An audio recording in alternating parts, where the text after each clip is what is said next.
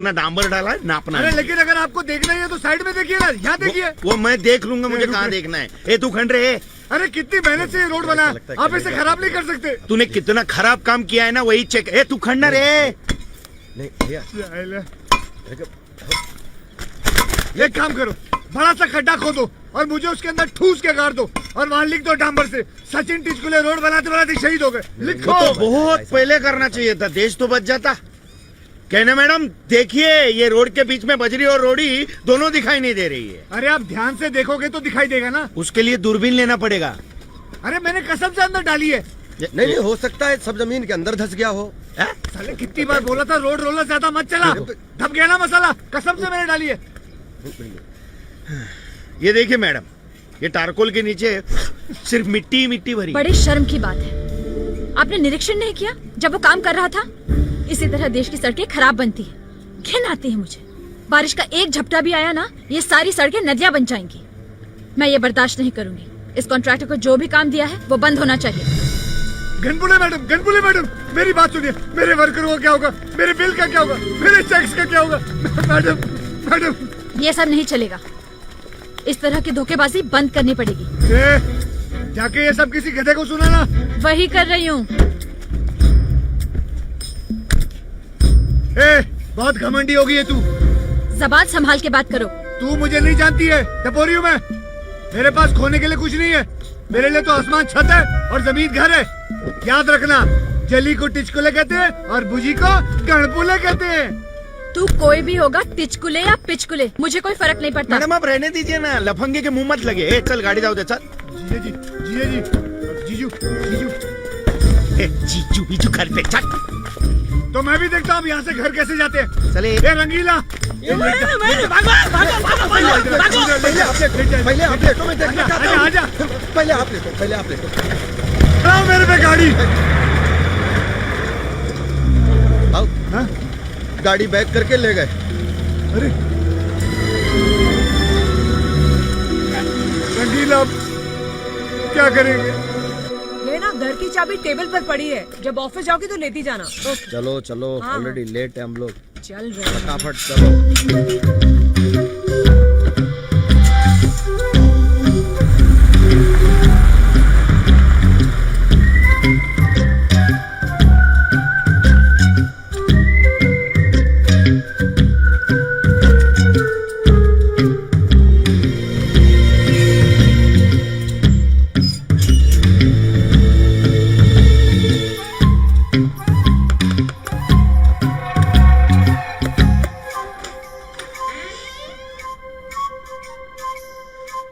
सुनो, जो कुछ भी कहना है ऑफिस में आके करो। मुझे आपसे कुछ काम नहीं है। गनपुले भाई साहब है घर पे? वो किसी की शादी में गए हैं। मैं वैसे सिर्फ उनसे ही मिलने आया था। वो आदमी नहीं, बेसिकली महापुरुष है वो। जितना बड़ा उनका शरीर है उतना बड़ा उनका दिल है। मेरे मजदूर भूखे प्यासे तड़पते रहते थे, तब उन्होंने पैसे देकर उनकी मदद की है। और हाँ, मैंने जो देश विकास का काम जो है, ये धंधा पानी छोड़ दिया है। तुम्हारे जैसे लोगों के सामने हाथ फैलाने से अच्छा है कि सड़क पर खड़े होकर भीख मांगू। कम से कम चौवन्नी तो मिलेगी। एक बात में तुम समझती क्या अपने आप को? तुमको क्या लगता है एक दिन सुबह उठ के तुम अपनी सच्चाई और ईमानदारी से देश को बदल दोगी? बताओ, यहाँ कौन सा ऐसा कॉन्ट्रैक्टर है जो दूध का धुला हुआ? बताओ। वो मेरी परेशानी नहीं है। हाँ। यहाँ पे इंजीनियर्स हैं निरीक्षण करने के लिए, अकाउंट्स डिपार्टमेंट है हिसाब किताब करने के लिए, क्लरिकल स्टाफ है बिल्स तैयार करने के लिए। ये सब हो जाने के बाद साइन करने के लिए बिल्स आते हैं मेरे पास। उन सब की दलीलें सुनना मेरा फर्ज है। ऐसा मत समझो कि तुमसे दुश्मनी निकालने के लिए मैं तुम्हारे खिलाफ कोई कार्रवाई कर रही हूँ। इस देश का सबसे बड़ा शराब है ब्यूरोक्रेसी। छोड़ो, मुझसे तुम्हें क्या लेना देना। मैं जा रहा हूँ ये शहर छोड़ के, लेकिन गनपुले भैया के साथ कुछ नाइंसाफी नहीं होनी चाहिए। मैंने कुछ पैसे उधार लिए थे, दे के जा रहा हूँ, दे देना उनको। और साथ में ये कह देना कि उनकी दरिया दिली हमेशा याद रखूँ मैं। जयराम जी की।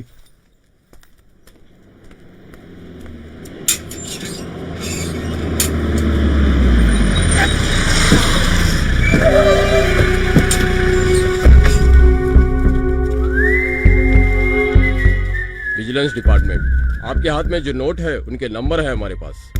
क्या? मैं कुछ समझे नहीं। देखो मैडम, हमें ये जानकारी मिली है कि आपने कॉन्ट्रैक्टर सचिन टिचकुले से रिश्वत ली है उनके बिल पास करवाने के लिए। लेकिन ये पैसे तो उन्होंने मेरे भैया को देने के लिए बोला था। ये सब न्यायालय में बताना। ये धोखा है। ये नोट्स हमने फिनोप्टैलिन पाउडर में मिलाए हैं। अब ये पाउडर आपके उंगलियों में भी चिपक गया होगा। ये बहुत बड़ी साजिश है, मेरा यकीन कीजिए प्लीज। आपका हाथ इसके अंदर डुबाइए।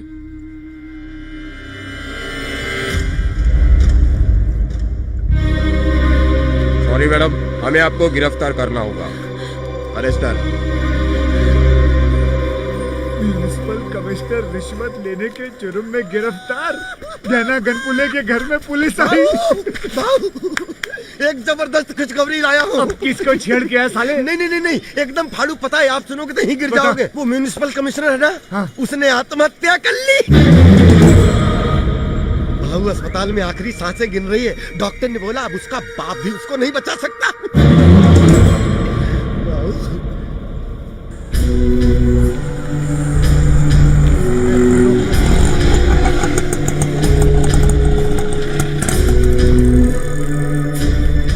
गहना गनपुले प्लीज, विच रूम? जी वो रूम नंबर 104 में है।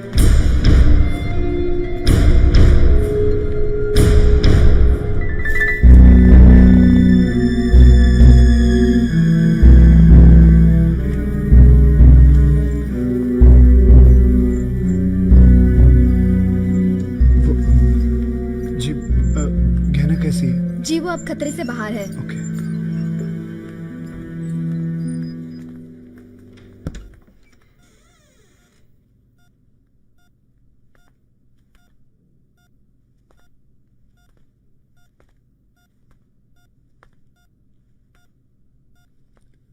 गहना,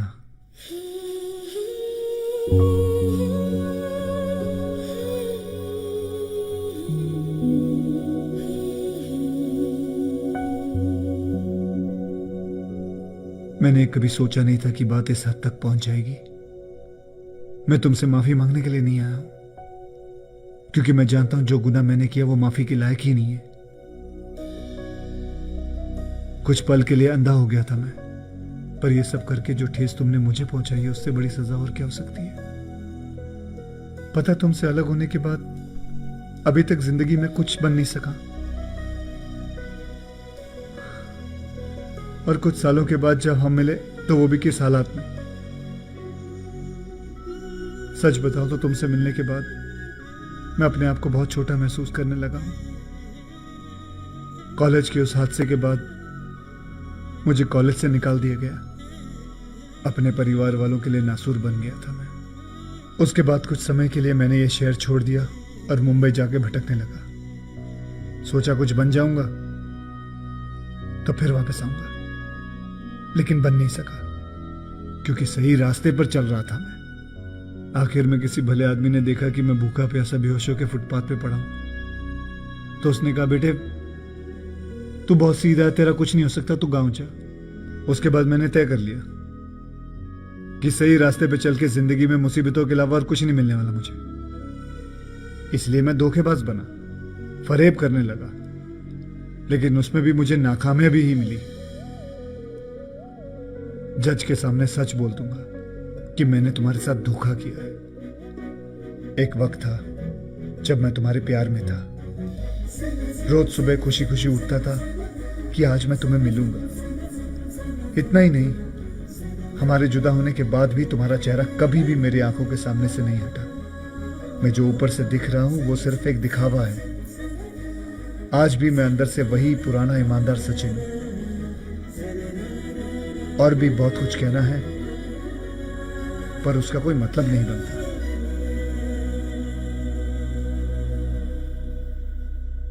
मैं सिर्फ ये पूछने आया हूं, क्या तुम अपने पुराने सचिन को माफ कर सकती हो?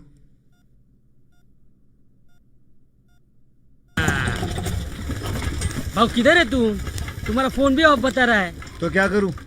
जिनसे उधार लेने उनके हर 5 मिनट में फोन पे फोन आते रहते हैं, और जिनसे पैसे लेने वो फोन नहीं उठाते, तो फोन तो बंद ही करूंगा ना। अरे तुम्हारी बहन का फोन आया था मेरे पे, वो तुमसे मिलना चाहती है। अभी देख लो कैसा क्या तू।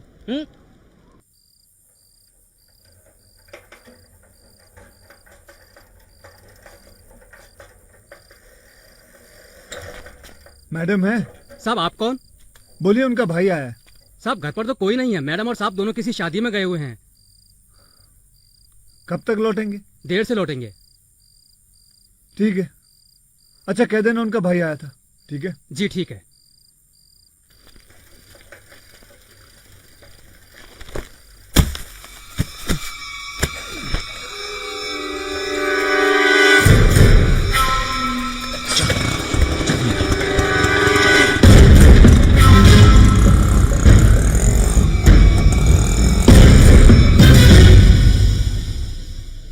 भाव को कौन बताएगा?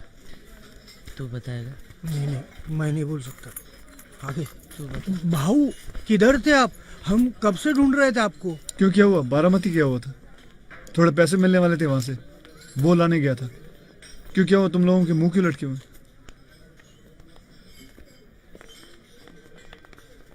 क्या हुआ? भाऊ, भाऊ वो आगे तो बोल भाऊ। क्या आपकी बहन क्या हुआ? अंजलि। क्या हुआ उसको? क्या हुआ? पता नहीं चला, खाली बोला कि स्टव फट गया।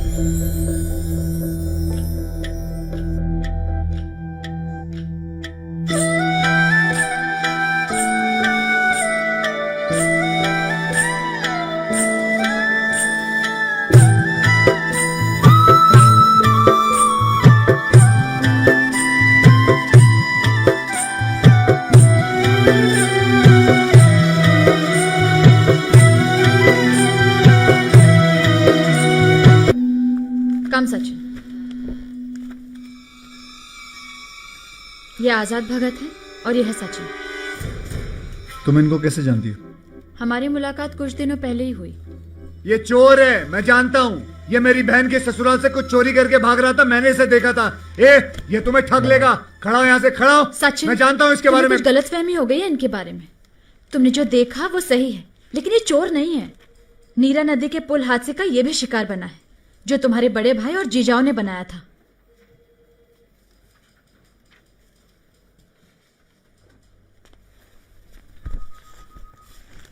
आजाद मुझसे मदद मांगने आए हैं। जो अत्याचार और कांड यहाँ पे हो रहे हैं उनका पर्दाफाश करने के लिए। ये देखो।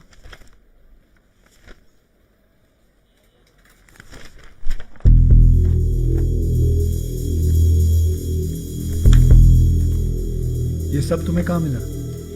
अपने बलबूते मैंने छानबीन और जांच पड़ताल की और बाकी सूचना अधिकार पत्र के द्वारा पता चला कि पिछले 10 साल में सरकार ने निर्माण विकास और निर्माण विभाग पे कितना खर्चा किया है, कितना पैसा दिया। इन सब के आधार पर मैं अदालत से दरख्वास्त करूंगी एक इंक्वायरी कमीशन बिठाने के लिए। हम दोनों ने लॉ पढ़ा है और यही वक्त है उसका सही इस्तेमाल करने का। मुझे तुम्हारी मदद की जरूरत है। देखो इन फाइलों को, इनमें बहुत सारे हिला देने वाले सच हैं। सड़क, पुल और फ्लाईओवर बनाने के नाम पर कितने पैसों का घपला हुआ, उसमें कौन कौन लोग शामिल हैं, उसके सारे सबूत हैं हमारे पास। म्युनिसिपैलिटी की तरफ से मैं कोर्ट में एफिडेविट। यार, ये सबूत उसके हाथ कैसे लग गए? वो लाल फाइल कहाँ है? खो गई वो मुझसे। ये सब लिख के क्यों रखते हो? हैं? हर एक ने अपने हिस्से का खाया है। कल को कोई उठ के मुझे नहीं बोलेगा क्या कि मेरा हिस्सा कहाँ गया? सबके लिए फाइल बना के रखनी पड़ती है। आखिर चोरों के साथ काम कर रहा हूं ना। चोर कौन है वो सबको पता है। वर्ल्ड हेल्थ ऑर्गेनाइजेशन ने इस पूरे जिले के ड्रेनेज सिस्टम के लिए 500 करोड़ रुपए दिए थे। उसमें मुझे क्या मिला? अरे 250 करोड़ रुपए केंद्रीय मंत्री ढकार गया और जो बाकी बचा वो पीडब्ल्यूडी को मिला। तो पीडब्ल्यूडी मिनिस्टर को पूछो ना। मुख्यमंत्री साहब आए, अपना गमछा बिछाया, उसमें 100 करोड़ डाले पार्टी फंड के नाम पे और गांठ मार के चले गए। क्या क्या क्या मार के? गांठ मार के। बाकी 150 करोड़ का क्या हुआ बता? वो बता? वो पैसे वो तेरी माँ की शादी में मंडप में खर्च हो गए। बात करता है, सबने अपने अपने हिस्से का पैसा खाया है और अब ये इल्जाम मेरे सर पे डाल रहे हो। हमें तो सिर्फ 25 करोड़ मिला और वो भी हमने काम में लगा दिया। हाँ मालूम है। काम क्या है 6 रुपए का और बिल लगा है 26 करोड़ का। इलेक्शन के समय जब हमारे सामने कटोरा लेके खड़े हो जाते हो कि फंड दो तो हम कहां से खोद के निकालेंगे? जितना पैसा अंदर किया है उसके आधे का भी काम करते तो पब्लिक खुश हो जाती। इस इलाके की सिंचाई के लिए 3000 करोड़ LIC से कर्जा लिया था। कहां है सारा पैसा? कहते हो कि खर्च हो गया। अरे उसमें से तो छोटी सी नाली भी नहीं बनी अब तक। नाली तो हमने बनाई थी, लेकिन जैसे ही नाली में पानी छोड़ा सीमेंट बह गया। क्यों? क्योंकि मंत्री जी ने अपनी भाभी के पिताश्री से सीमेंट खरीदने को बोला और पिताश्री ने सीमेंट के बदले चूना देके चूना लगाया है ना। चूना भरा है तुम्हारे दिमाग में। इन सब कमीनों को मैंने कॉन्ट्रैक्ट देके जिंदगी की सबसे बड़ी भूल की है। चप्पल पड़ने चाहिए मुझे चेहरे पे। अच्छा वो एक बात छोड़ो, 1200 करोड़ रुपए आए थे पाइपलाइन के लिए, उसका क्या हुआ? सब अपनी अपनी जगह पर है, खोद के देख लीजिए। क्या खोद के देख लीजिए? 8 फीट की जगह 2-2 फीट के पाइप लगाए आपने, हवा भी नहीं आती उसमें से। और उसमें ये इंजीनियर भी उस घोटाले में शामिल है। हाँ शामिल हूं मैं, लेकिन वो नैनीताल में हमने जो आपके लिए फार्म हाउस बनवाया वो कैसे बनवाया पता है आपको? 8 फीट की जगह 2 फीट का पाइप डाल के जो पैसा बचा वैसे फार्म हाउस में डाला है। कोई हिसाब किताब है आपके पास? बस मुझे पहले से पता था तुम लोग आपस में ही घपला करोगे। जात ऐसी है तुम लोगों की। इसके लिए मैंने सबके लेन देन का हिसाब रखा था ना। अब वो फाइल म्युनिसिपल कमिश्नर के पास है। कोर्ट और इंक्वायरी होगी तो सबके सब लटकने वाले हैं, याद रखना। अगर मैं गलती से पकड़ा गया ना तो किसी को नहीं छोड़ूंगा। सारी मीडिया के सामने सबकी ढोल बजा दूंगा। तिचाइला कोई अंदर नहीं जाएगा और वो कमिश्नर भी कोई केस वेस नहीं करेगी। बस आप लोग खुद अपने मुंह में उंगली डालकर अपनी गंदगी मत फैलाओ। मुझे पता है मुझे क्या करना है।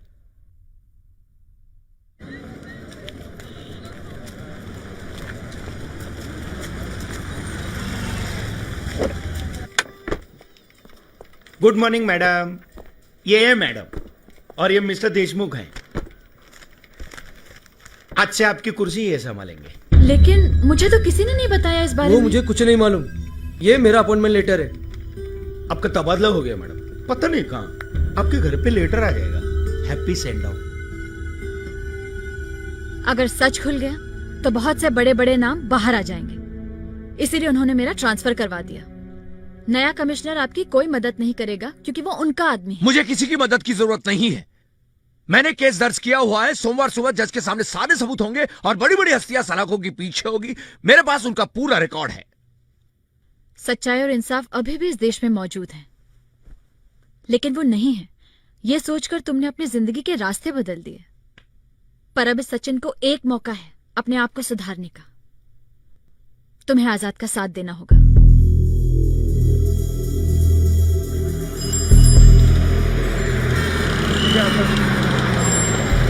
हाँ थैंक यू।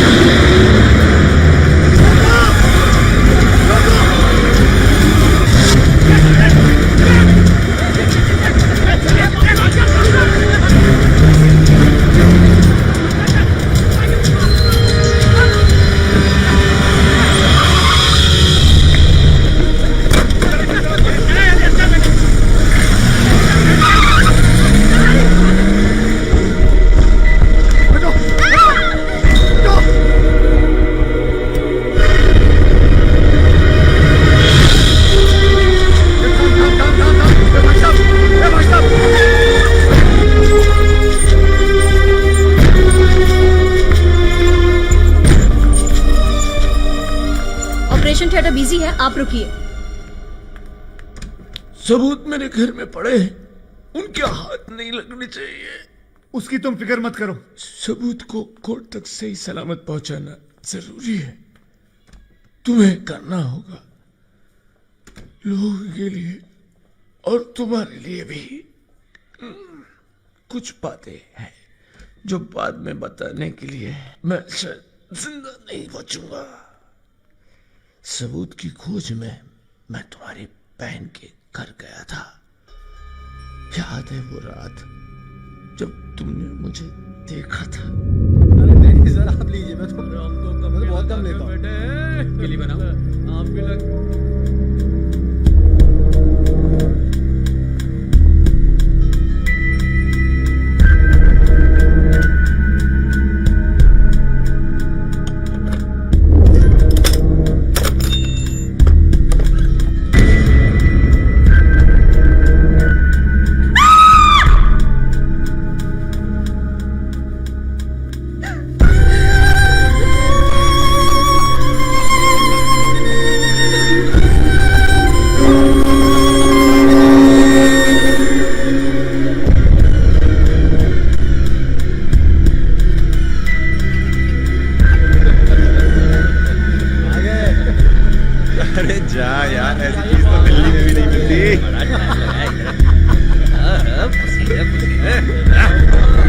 ये पकड़ो एक और बताइए मेरे लिए भाई।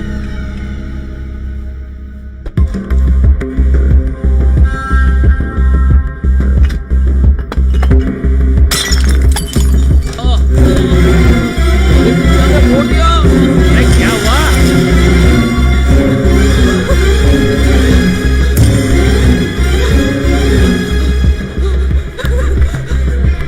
या तो उसने आत्महत्या की होगी और अगर बच गई होगी तो उसे जान से मार दिया होगा।